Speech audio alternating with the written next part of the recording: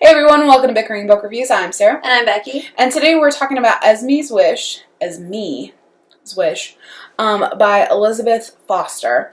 Now, we were contacted by the author and we were given this book to review. And I don't think it's available other than on Kindle in the United States. We didn't realize this when she offered it to us, that she's a published author in Australia. So there, yeah. Okay, so I'm going to give you a quick rundown of what the book's about. Here we go. So 7 years ago, Esme's mother disappeared without a trace. Esme misses her mother desperately, especially now that her father is remarrying. Esme has trouble with her father moving on and surrounds herself with items from her mother's life.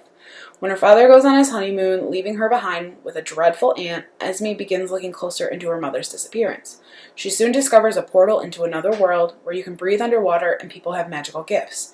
Esme learns that her mother spent much of her time in this other world, and she hopes that the information of this world can lead to her mother. And that's just kind of a basic rundown of it. Yeah. So, I mean, it feels like a very solid, middle grade fantasy. However, the character's a little too old.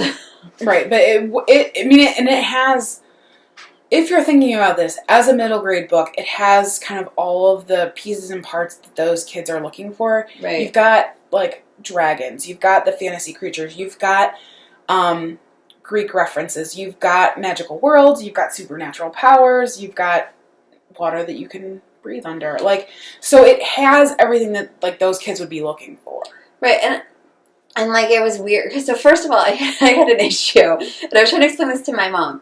So it's Australian. It was released in Australia, New Zealand. Sometimes I was like, is this a fantasy element, or is this Australian slang? Did you have that? There were a couple things I'm like, what does that mean? Is that sometimes, yeah. Is that a fantasy thing, or do I just don't know that word? So there was that. And anybody else would have looked it up. And I was on the bike at the Y, so I couldn't on my Kindle. But I felt like the first half of the book was one kind of fantasy, and then halfway through the book, bam, there are dragons, and I was like, It was almost like we mushed together two different kinds of fantasy, and it wasn't bad because we were talking about this. It didn't grip me. Esme didn't come to life for me, but when I finished the book, I'm like, I want to know what happened. Yeah, I do. I'm like, okay, what's going on next? So yeah. Because there's definitely a reader for this book. I definitely think it's younger than what it's marketed. I don't necessarily know if it's marketed at the older teens. The character is older. It's just, it's not for that age group, especially kind of with the way that things in the plot get resolved.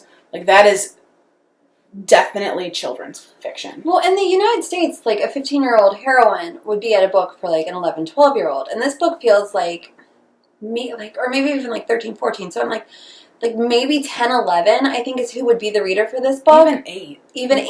It would go young. It would go very tween. But I don't know. Maybe in Australia, they read down more. We don't know. Like I said, the author's email, she seemed very nice, so we accepted the book without any research. We learned to research better and to get a good Australian slang dictionary. But, so I don't know. I mean, like I said, I definitely think there's a reader for this. It's not the 15-year-old. No. I definitely think that your fantasy readers are going to enjoy it. They're going to want to read the next book. I mean, and it must have done its job because I'm willing to go and read the next one. Right, and that's my thing. I'm I don't know how I feel about it. I don't know if I liked it or not. But then when I look back on it, I'm like, yeah, I want to know what happens with Esme and her dad. Exactly. Which I guess... Well, and what happens with, Esme and all of her family. And what happens with the other characters. Right, and I feel like, even if I didn't feel like it grabbed me and I didn't feel like Esme came to life to me, that says something. That it got me enough that I'm like, yeah, I will probably read the sequel. Exactly. So we should just rate it. Okay, so our rating scale is 5 unicorns down to 2 unicorns. If we didn't like it, it doesn't get a horn and it is therefore a horse. Where are you? I think I'm at a 3 because the more I think about it, it was a solid book. And like I said, I mean, even though it's not my favorite book ever, I do want to know what happens. See, and I'm right there with you. I give it a 3. It is a solid fantasy book. I can see readers for it. I want to read the next one, which means it did its job because it compelled me to read the next one. So I'm going with 3. Okay, and that is where we are on Esme's Wish. All right, see you around. Bye.